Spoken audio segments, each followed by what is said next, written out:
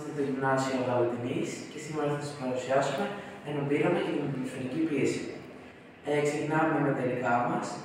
Ένα ποτήρι γυάλινο, 2 ποτήρια με νερό,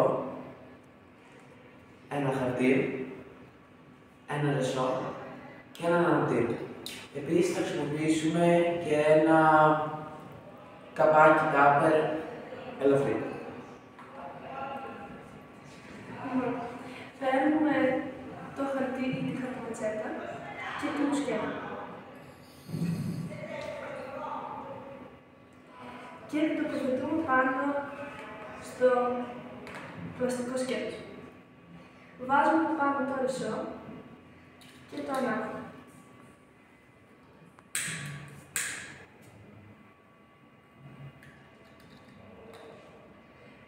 Στη συνέχεια βάζουμε από πάνω το ποτήρι και το πιέρνουμε. Μουσκεύουμε τη χαρτοπετσέτα για να μην περάσει μέσα από το ποτήρι ατμοσφαιρικός αέρας και για να μπορέσει να γίνει πυρκά.